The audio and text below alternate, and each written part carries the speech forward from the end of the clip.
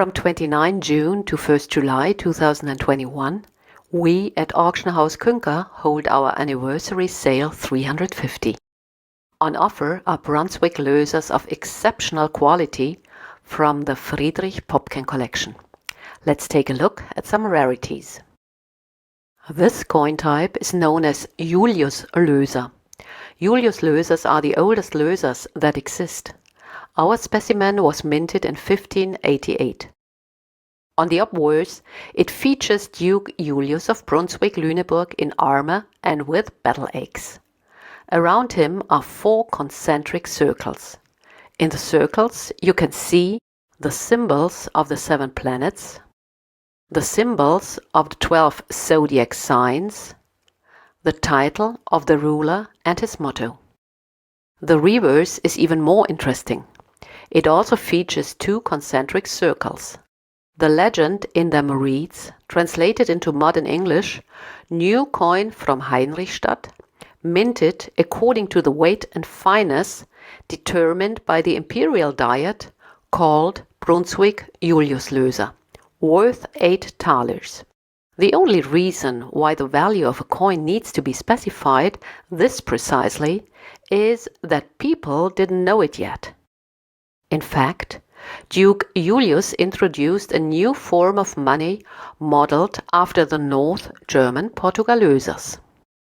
This is an extremely rare half-Portugalöser of Duke Johann Adolf of Holstein-Gottorp, created between 1586 and 1607 in Lübeck, about the same time as our Julius Löser. Coins of this denomination had originally been minted in Portugal. As they were very popular, coins of the same weight and fineness were minted in northern Germany too. Regarding the design, they look similar to our Julius Löser. They feature an indication of their value in one of several circles. Let's recall that there were 2 types of coins in early modern times. Poor change that was only valid in a limited territory, and coins made of good silver and gold that maintained their value. There was a market for coins of consistent value that could be used internationally. Customers were willing to pay a substantial premium to obtain these coins. In 1573, every thaler added small change worth 1 thaler and a Mariengroschen to the state treasury.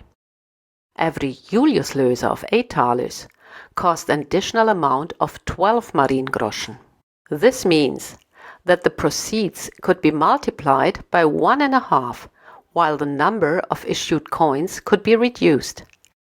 That's why Julius Lösers were good business and a profitable way to market the silver supplied by the mines of the Harz Mountains to the Dukes of Brunswick.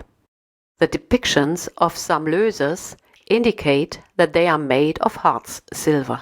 This Löser of 4 Reichsthaler of 1625 features St. James. He's depicted as a pilgrim with a walking stick, wearing a heavy cloak and a felt hat as worn by all those who went on foot to Santiago de Compostela to visit the tomb of the apostle. Friedrich Ulrich, who had this coin minted, was a convinced Lutheran who did not believe in the power of the saints. St. James only served him as a symbol, alluding to the fact that the silver came from the mine of St. James in the Lautental, as the Latin inscription says. Its translation reads, "Behold, the formerly abandoned Lautental mine of metal-bearing St. James now supplies us with an abundance of silver." The 30 Years' War also had an impact on the yield of the Harz mines. It was not until 1681 that the mine of St. James could be modernized at great cost. The Dukes of Brunswick hoped for a high return, as the Latin inscription on this Löser says. The translation of the legend reads, "You, gracious God, will return the money we invested." After the 30 Years' War, no one wanted to name a mine after St. James anymore. Without further ado, the mine was renamed the Luck of Lautenthal. Instead of St. James, this Löser of 5 Reichsthalers from 1685 depicts a female lute player, as Lautenthal means lute valley in German. This Löser of 3 Reichsthalers was minted in 1665. It features a savage man in a dress made of leaves with a tree trunk as a walking stick. The depiction may indicate that the silver came from a very specific area of the Harz. The Dukes of Brunswick had a mining workshop called Wilde Mann, which means savage man in English. However, the image of the savage man does not only represent this town. He is a symbol of untamed wilderness. Him holding the coat of arms was a powerful image used by the Dukes of Brunswick. In this way, they indicated how much power the silver mines of the Harz gave them. At the feet of the savage man, we see a mining scene. On the left, 2 miners are pushing a tipper wagon full of silver-bearing rock out of the gallery. On the right, 2 men operate the winch in order to lift a bucket full of precious ore. Such glimpses of mining scenes can be found on numerous Lösers. Here we see a mountainous, wooded landscape in the background, the Harz. On the left and in the center there are 2 tent-like whims. Inside them was a complex hose-driven mechanism for lifting heavy loads. The energy generated here was transmitted by means of a linkage. On the right, there are 2 entrances leading into the gallery. The ore that the miners extracted there was brought up by means of the whim on the right side. In the background, we see the town, perhaps Zellerfeld, where this Löser of 10 Reichsthalers was minted in 1638. Augustus the Younger rides across the mining landscape. The remarkably highlighted word tandem to his left gives us a clue as to why this Löser was minted. Tandem means finally, and indeed Augustus the Younger had to wait for several years until the emperor finally recognized him as Duke of Brunswick-Wolfenbüttel. The Duke celebrated his elevation in statues on the occasion of his birthday in 1638 with a great festival. To mark the occasion, he had Lösers of various denominations minted, and this piece was one of them. High-ranking guests received a Löser of high value as a gift, while less important guests got a Löser of low value.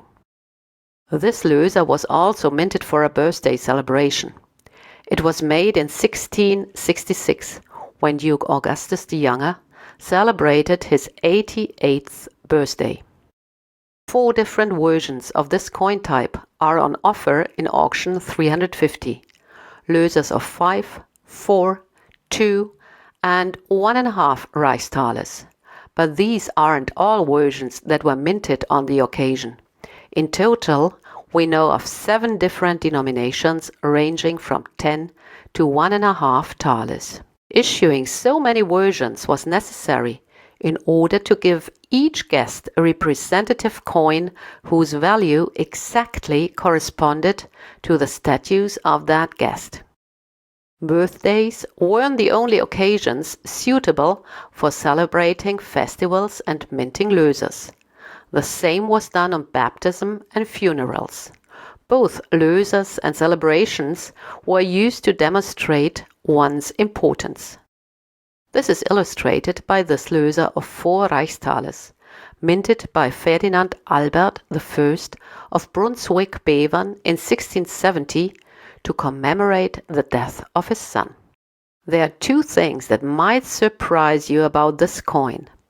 The commissioner of this issue was an unimportant sovereign of a tiny principality, and a person honored with this Löser is a baby that, like many children in the 17th century, died shortly after birth. Why was such an elaborate issue created despite all this? That's easy to explain. Ferdinand Albert was ambitious. He probably planned to use the baptism of his firstborn son to impress his peers with a splendid feast.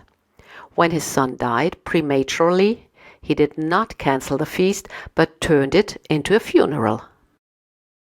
That's why an unimportant infant was honored with a Löser of a kind that only very few powerful princes ever received. Even though Lösers obviously had a face value and could be used as coins to settle bills, they were much more, and those who commissioned them took much pride in these pieces. For example, Christian Louis of Brunswick-Lüneburg celebrated himself and his family with this Löser. The piece of 8 Reichsthalers, minted in 1654, depicts the horse of the House of Wealth, wreathed with laurel by the hand of God. Below it, we see the prince's new capital, Celle. The model for this depiction was probably the Celle city view that Matthäus Merian published in his topography of Brunswick in the same year. But also, those who received the Lösers took great pride in them. They carefully kept these showpieces in their coin collection in order to demonstrate that the Dukes of Brunswick considered them important enough to honor them with a Löser on a special occasion. After all, already in early modern times, collecting Lösers was the supreme discipline of numismatics. We at Auction House Künker would be glad if we sparked your interest. We would be delighted if you took part in our anniversary auction sale 350. Given the current situation, we recommend bidding by phone or via internet. If you have any questions regarding these options, please do not hesitate to contact us.